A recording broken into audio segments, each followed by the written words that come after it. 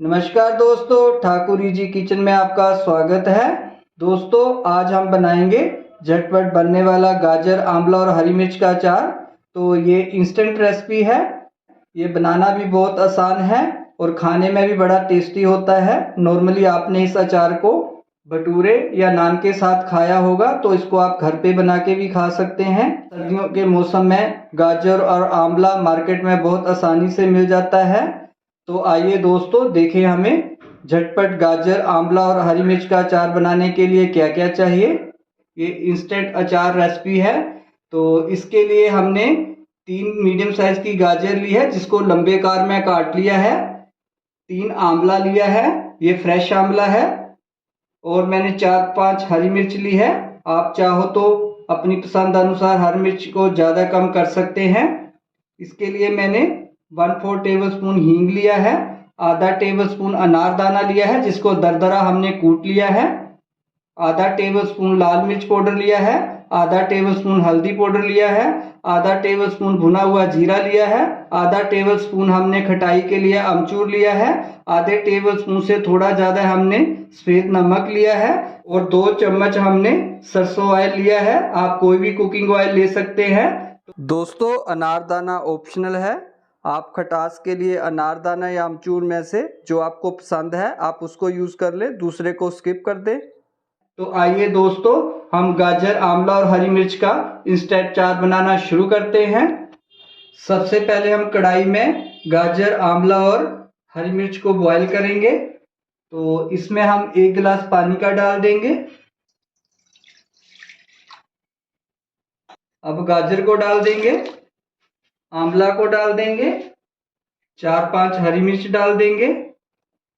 इसमें थोड़ा पानी कम लग रहा है तो हम थोड़ा पानी और ऐड कर देंगे, क्योंकि ये पानी के बीच में डूबने चाहिए। एक चीज का ध्यान रखना है, आंवला, गाजर और हरी मिर्च जल्दी पक जाती है, इसको ज्यादा गलाना नहीं है। तो हम इसको 3 से 4 मिनट मीडियम फ्लेम पे बॉईल करेंगे। ऊपर से हम इसको ढक देंगे। 3 से 4 मिनट हो गए हैं इनको उबलते हुए। तो अब हम इसको चेक कर लेंगे। तो अब हम इसको चम्मच की सहायता से चेक कर लेंगे। मिर्चें तो हमारी गल गई हैं, तो हमारी गाजर भी गल गई है। गाजर का क्रंच खत्म नहीं होना चाहिए। तो अब हम इसको पानी से अलग कर देंगे।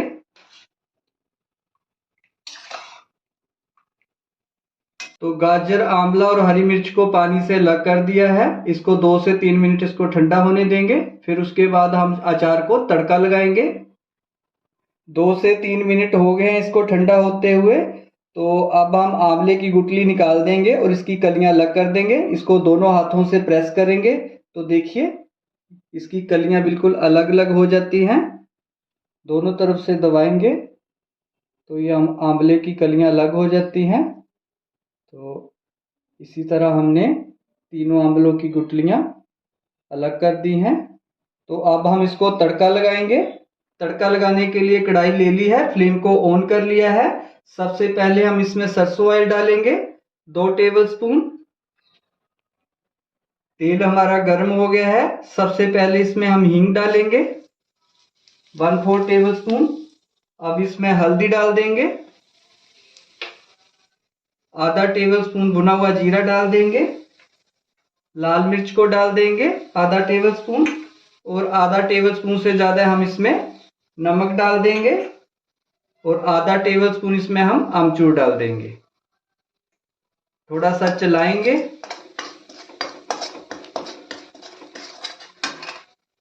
अब इसमें हम आधा टेबल स्पून दरदरा पिसा हुआ अनारदाना डाल देंगे। अनारदाना का इसमें बहुत अच्छा फ्लेवर आएगा।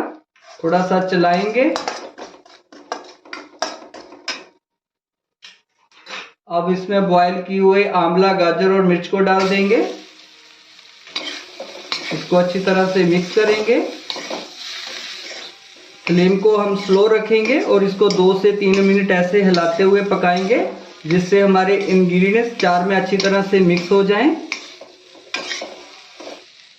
इसमें हम ऊपर से थोड़ा हरा धनिया डाल देंगे।